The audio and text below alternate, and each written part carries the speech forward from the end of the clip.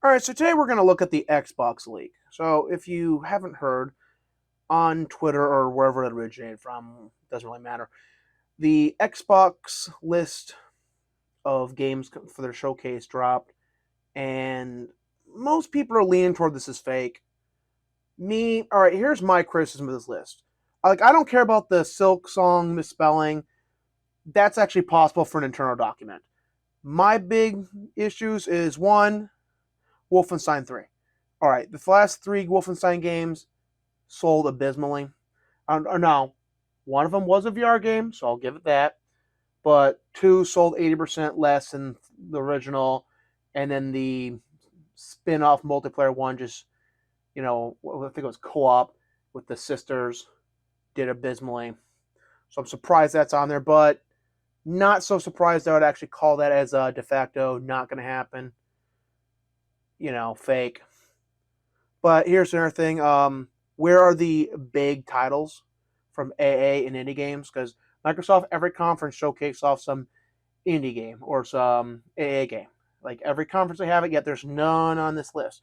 Now, another thing, if you look here, it says Halo Tatanka or Tatanka. There you go. So, all right, that game is basically a battle royale, and I'll get more into it as I go through the list. Because we're gonna do it something fun, right? We're gonna see like how good the guy's guess this was, or gals, whoever made this. Why say Tatanka rather than the actual game's name? Why use the code phrase that we know or believe to know that the game is under development under, and not the official release name? Now, I'll throw in some defense here. This list could be made to be leaked. Now, if you look here in Midnight, the developer's name is TBA. Now, we know who's developing this game. It's Compulsion. There'll be a link in the description from Windows Central discussing this game. And again, I'll cover that more when we get close to it. A lot of that is suspicion. Now, in defense of this list, I'm going to give it this, right? Cyberpunk 2077 DLC. Okay, why not list the DLC's name? Phantom Liberty. We know it's named Phantom Liberty. Though I will excuse that because you look where Silk Song ends, there might have been a cutoff. So they just went with the shorter name. But 3 months timed exclusives. Now, if I was CDPR and there was a leak going around saying I had signed a timed exclusivity with a company that I had not, I'd want to clear that up. And maybe in the next couple of days it will be cleared up and it'll be denied. But that it's not being denied right now, kind of sus. Okay, now for the fun part. How close did this guy get? All right, so let's go through this list. Avowed, no brainer. What we know about this game is that it got light rebooted because they had a new creative director and some top people left. I'm hoping for a late 23 release. Now, the word is it's not looking good for a 23 release. It will probably be released in 24, early 24. So, I'm probably going to be disappointed, but we'll probably get a release date for Avowed, or at least a release window. Starfield, no brainer. Fable, again, no brainer. It's been in development long enough that we should at least get maybe a concept trailer of what they're going to go for. Same thing with State of Decay 3. It's been in development long enough that we should know what they're aiming for.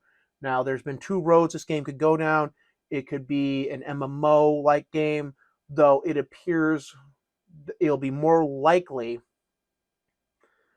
to have a more focus on the NPCs. Next is Overdose, Kojima's game. We know this game exists. It leaked. There's some footage that leaked. There'll be a link in the description to that footage. It's basically a horror game like he's been wanting to make. Not as high-end as Silent Hills, or at least the leaked footage doesn't look as high-end as Silent Hills, though that could just be a concept trailer. Yeah, we know Overdose is real. Everwild, been in development long enough. Quake, rumors of Quake's been in development have been going on for a long time. It makes a lot of sense. Good single player game. Has a great history of multiplayer that's monetizable. Good moneymaker. Good guess. Hellblade 2. Yeah, they're going to want to show off Hellblade. They're going to be their cinematic masterpiece. They're going to want it there. Scalebound, they were teasing Scalebound about a year ago, talking about maybe restarting development. That could have been them gauging interest. Platinum Games does not have any, they're not really working on anything right now other than an unnamed project. So they're available to make a game. Contraband, again, we know it's in development. Killer Instinct. Now, some people are wondering why Bandai Namco with Rare name first. Okay. So Rare technically owns the IP, right? But they don't really have a lot of fighting game experience. Bandai Namco made Tekken 7. So that would actually make sense that that Microsoft would farm out development of Killer Instinct to the guys that made Tekken 7. See, Wolfenstein 3, again, that one I'm skeptical about. I can see them making it because they need to finish up the franchise. But politically, it is a PR shitstorm. The developers went on stage, they insulted half of America, actually more than half America now. They made it very politically charged. They had pro-communist speeches in the second game. They made Jews into evil people in the second game. They made the Nazis the good guys in the second game. If you actually look at what they achieved, because the Nazis' whole argument was, hey, we're the greatest people in existence, and they basically take over the world and then give us universal health care, universal, upgrade everyone's standard of living, and the world's actually a really good place and very peaceful, except for the communists under their rule. They're already colonizing space. So it's kind of like one of those, hey, their actions after they succeeded match exactly what they said they'd be able to do after they succeeded. So they kind of proved their point. And then you have the financial aspect. 2 sold 80% less than 1. The next 2 games were just absolute failures. I'm really surprised to see us on this list, but I would not be shocked if they announced it, though they'd better keep the developers' mouths shut. Microsoft has gone for political neutrality. They don't need these people stirring up the pot and angering over half of America. Basically, if you did not follow it, they painted the right and the center, who are left of Marxism, as Nazis, and then said, fuck Nazis. Moving on, we have Midnight. This is the game made by the guys who made We Happy Few, Compulsion. I don't know why it says TBA. We know who's developing it. We actually have some details in this game. It's a coming-of-age story set in America's Deep South. You'll have magic, large fantastical beasts, with a strong Southern Gothic vibe. The game is wholly single-player. We'll have a, quote, strong story. Now, Fallout New Vegas 2. Now, see, my personal opinion of Fallout New Vegas 2, because this was in one of the branches in Steam database, is that New Vegas 2 either could be its own game, but don't expect a new Fallout game. Now, hear me out.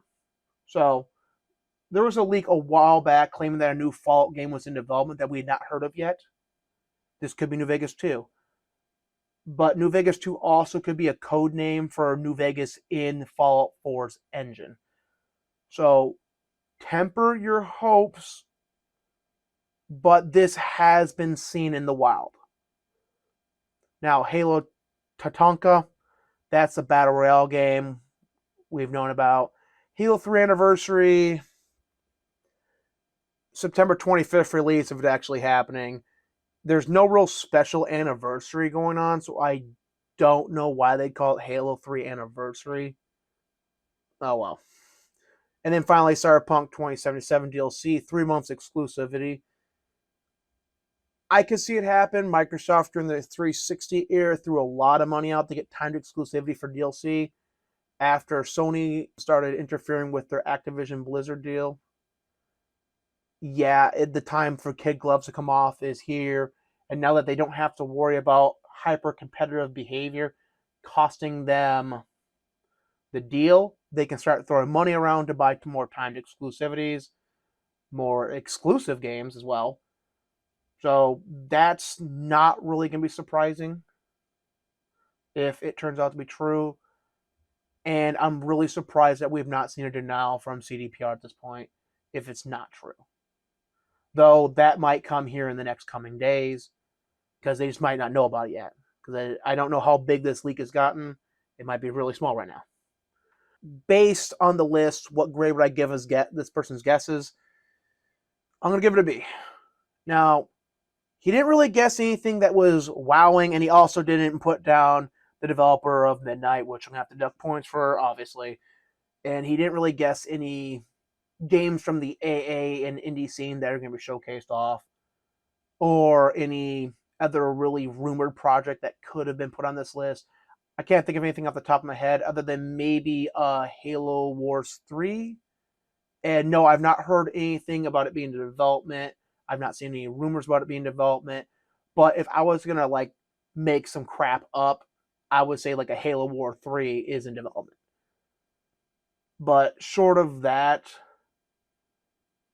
yeah, pretty good list overall, pretty good list.